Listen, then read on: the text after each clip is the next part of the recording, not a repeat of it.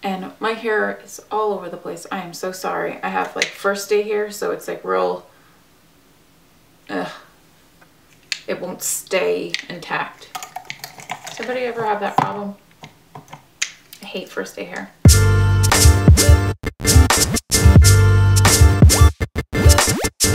Hey guys, so I'm back today with sort of like a brush overview, or what my top picks are, or what it is that I reach for the most. I have quite a few brushes. I have some that before I did my personal, you know, my makeup, my collection, if you want to call it, I used to do makeup on other people. I did have a kit. I freelanced for a bit, so that's why I have so many MAC brushes, and I've already gotten rid of so many ones that I just don't use because I don't do makeup on people anymore. I just do it on myself pretty much, unless I had to do something for a friend or family, whatever. But I have a really wide variety of brushes. I broke them down. I have this container, and this just has like all Real Technique face brushes. I absolutely love their brushes. They do the best synthetic brushes that I've ever tried, like buffing brushes and things like that. I have 4. Here, I'll show you. I have 4 of these expert face brushes. 4. Like, I'm that obsessed with them. They're so good. They're really easy to clean, I think. And usually I'll wash it, use it for foundation, and then buff the excess off on a dirty rag. I'll show you, it's really disgusting. But that's what I tend to do, and the brush can be used another time. It's good for cream products, like contouring even. But I like to use it for foundation. Yeah, 4 of them. I know it's ridiculous, but they are super, super affordable and just good brushes in general.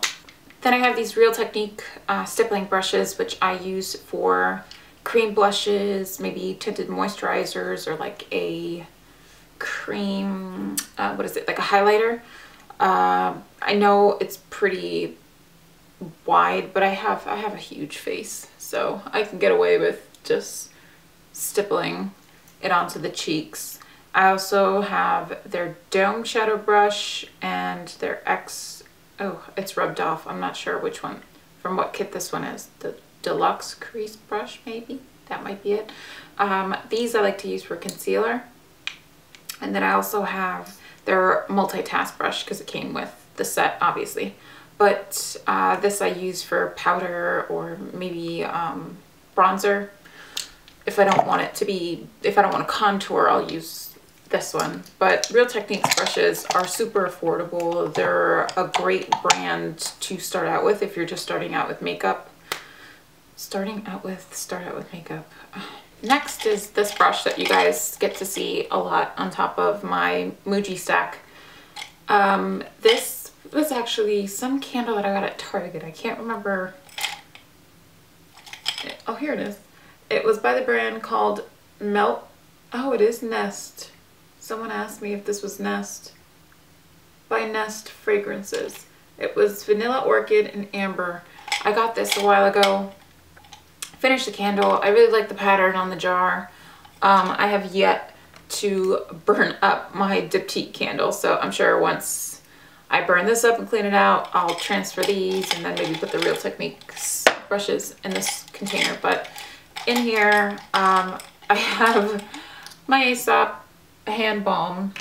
I hate having dry skins. Oh my god, I can't freaking speak today. I hate having dry skin after I put my makeup on, just because I tend to wash everything out. I like to, after I use my brushes, I really like to go in and work my foundation or my concealer in with my fingers. So my fingers get all, you know, nasty, and I'm like, what do you wipe it on? So but I will go in here. There are some Sigma brushes in here. I bought these when I I guess Sigma first came out, or first started. This is their tapered face F28 or F25, wow. And this I like to just use for contour. Then there's a blush brush. This is the F10, the F30, and then the tapered highlighter, which is the F35. They're okay. I don't know if they've improved. I haven't purchased them since I initially got it. Was like a set that it came in with the brush roll. They shed like crazy. I know people absolutely love Sigma brushes, but you know, I mean, they're not bad, but I don't see what all the hype is about. But then again, I haven't tried it out. I haven't tried the brand out or all the other newer brushes that they've released in quite some time. I'm going based off of, you know, this set. Next brushes are from M.A.C. They're eye brushes, and they're ones that I recommend to everyone. If you can only own one eyeshadow brush or purchase only one, I would say reach for M.A.C. 217, which is this tapered blending brush, but you can also pack on color onto the lid. I am also a huge fan of the M.A.C. 239, and this is their flat shader brush. I have 3 of each. I had more than this, but I ended up giving some to my sister and selling some in a blog sale just because I only have 2 eyeballs and I really didn't need all the extra brushes. But you can never, 3 217s if you're trying to achieve a crazy look. I think this is great. Just having more than one would be great, but if you could only do one, I understand. 217s, they blend shadow beautifully. They're just a really great brush. And then the 239, which is the flat shader brush, you can pack the color on, but you can also drag eyeshadow underneath the lower lash line, which is what I like to use this for. Or if I'm being super lazy that day, I will take some eyeshadow and just run it quickly through the sparse areas through my brows and just kind of like blend it in with my fingers and call it a day. So these brushes from M.A.C. are awesome. I also own the M.A.C. 224 brush, which is this, it's a blending brush obviously, but it's not tapered. It's a little bit more wide. And this I like to use to just blend everything together. To just blend the crease shadow and maybe a brow bone shadow, just so you get that gradient effect and you don't have any harsh lines. Just take it, blend it, and you're good to go. I'd say these 3 brushes would be an awesome, I think I did a starter kit before, like a starter brush kit, eye brush kit for if you wanted to go to M.A.C. and you didn't know what to get. And these 3 were definitely in it. So good brushes. Other M.A.C. brushes that I have are the M.A.C. 226. I have 2 of them. I used to powder in my eyebrows all the time, and I got sick of doing it because it was just super time consuming, and I realized that I was going a little bit too heavy and I was starting to get that box brow that everybody does, and I just didn't like it. Like, you can see where the powder started as much as I brushed through it with a brow comb or whatever the case might be. I look back in pictures and I look at my eyebrows and I'm just like, oh my god, I can't believe I used to do that. But nonetheless, you can achieve a very light natural brow with a 226. You just got to be really careful because you can get a little bit too heavy. It wasn't the brush, it was me, it was my technique, and I was horrible at it. But you can use these for gel eyeliner as well. I've done that in the past. Dragging some color along the lash line as well. Very good angled brush, and it keeps its shape really nicely, so that's why I have 2.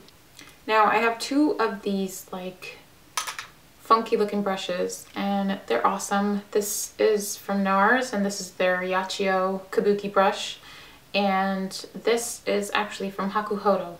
I'm not quite sure what number it is because I don't think they go by name. I think they go by numbers. But I want to say this is the medium size, and I purchased this at M.A.C the 1 year. I haven't been since, and that was probably like 2 or 3 years ago.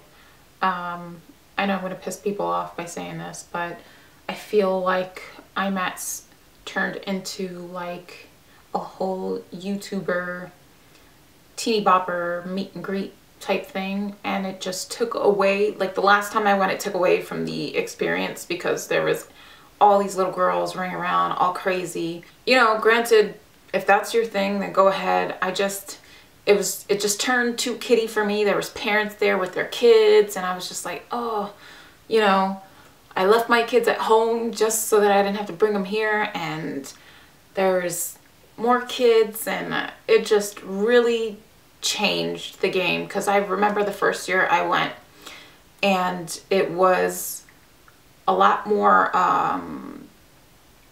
geared towards like makeup artists and people who were really serious about doing makeup and you know, having a passion for it. But now it's like, you know, I'm at the mall type thing. So I haven't been, and it sucks because they usually have the Hakuhodo stand and their brushes are amazing quality. They're super, super soft. They're made of the most beautiful hairs ever. I haven't tried anything like them, and absolutely love these two. This I use for blush, highlighter, bronzer. It's such a versatile brush. I always tell people, if you want to splurge on a face brush, and not to mention the freaking handle of it, it's like Wisteria, I think it's called, or something like that. Okay, I have a couple of more Hakuhodo brushes that I purchased that time around. This one, again, they're all numbers. I'll try to link them down below if I can find them. But this is another tapered another tapered blending brush, and this one has just a really nice fine point. I really get in there and just, if I wanted to find the crease a little bit more than a M.A.C like 217, because it's tapered but not as pointy as the Hakuhodo one. So if I want to do additional work, I will reach for this one. I also have it in like a smaller tapered point. I did makeup and found that I didn't have a brush for really small eyes to get in to do crease work. So I chose this little mini tapered Hakuhodo brush when I purchased it. I have no use for it myself. Occasionally I will dab the inner tear duct with some highlight. If I really want to get close to the lash line, I'll use it there. But just in case, I kept it. It's a lovely brush. The bristles are really nice and soft, and they hold their shape up really nicely. The next one is a pencil brush, and the point is so tiny. Again, I didn't have something for someone with really small eyes, so I was having issues, and I was poking people in the eyes with my brushes, so I used this. And then the last one was a fan brush. I was so obsessed with trying to find the M.A.C. It was the M.A.C duo fiber fan brush. I went to the M.A.C Pro store, they didn't have it. I tried to get it online. It was just priced ridiculously. And when I went to the Hakuhodo stand, I saw it and I was like, I'm taking it home. Screw it. It's not the black and white, but it'll suffice. And I use this every single day for highlighting purposes. So that was it. Pretty much my brush overview. If I had to pick 5 brushes or like must-have brushes for me, it would probably be the Real Techniques Expert Face Brush, the Nars Yachiyo Kabuki brush, whatever you want to call it, a M.A.C 217, a M.A.C 239, and if I had to pick another one. And a MAC 224. These would be like my top 5 brushes. I'd probably be able to, I'd be fine with just this one brush for powder, highlighting, bronzer, blush. It's just an awesome brush for that. This for foundation, I would use this to blend eyeshadow, and this if I needed to do work underneath the lash line or the lower lash line, this would work just fine. And then to blend everything together so I don't look like a clown, a MAC 224. So that was pretty much it, and I will see you guys next week with a new video. Bye!